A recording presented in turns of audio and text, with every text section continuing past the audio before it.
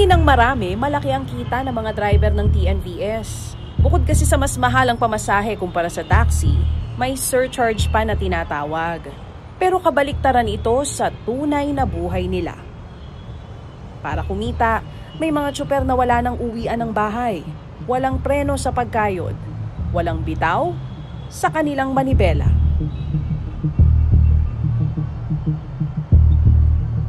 Hello, kuya! Si Chimley Makasinag, 8 taon ng TNVS driver. Dati, 2,000 malinis. Ngayon, nakakauwi na lang ako minsan na 1,000. Pinakamalaki ko na siguro 1,500 eh. Sa 1,000 piso kada araw nakita, ang take home niya, 30,000 kada buwan. Pero dito niya pa ibabawas ang buwanang hulog sa sasakyan na halos nasa 19,000 piso. Kasobrang tumal na, abutin ako ng 12 hours. Sagad na ako hanggang 16 hours na. Tapos pagka wala pa talaga akong kinikita, sumasagad ako hanggang 24 hours. And then katulad ngayon, halos magdadalawang araw na ako nasa kalsada. Otomatikong nakakaltasan ng 20% ang bawat booking na natatanggap ni Chimley na napupunta sa ride-hailing app. Idagdag mo pa dyan ang mataas na presyo ng gasolina. Kaya kailangan makarami ng pasahero sa araw-araw.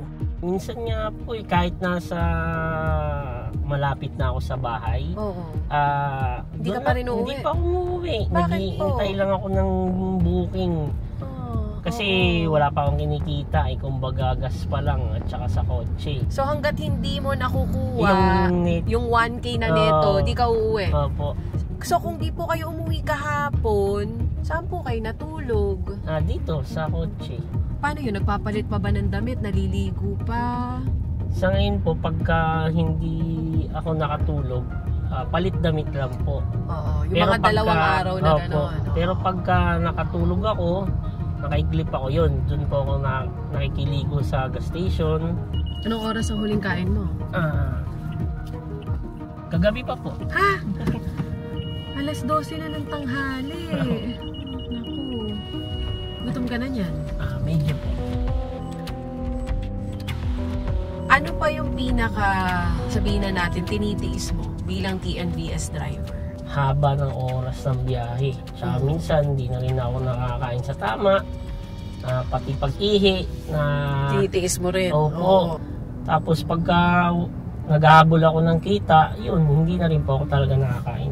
Meron kang 2 anak, kuya? Meron po. Hindi ba sila nagtatanong kung may mga pagkakataon na hindi ka umuwi? Kung Papa, bakit wala ka sa bahay? Ba't di ka namin kasama matulog? Minsan nagtatanong, sinasabi na lang po ng asawa ko, nasa trabaho, bumabiyahe po ako. Tapos video call para makita nila ako kung okay pa ba ako. Titiis ko naman din po kasi para sa kanila naman ginagawa ko ng doon. Isang halimbawa lang ang mga TNVS driver na tulad ni Chimley sa bahagi ng ating lipunan na kung hindi kakayod, walang kakainin sa araw-araw. Mahal mabuhay, mahirap kumita, pero lumalaban ng patas sa buhay. Zarina Guevara, mukha ng maliliit, isyong malalaki, dokumentado.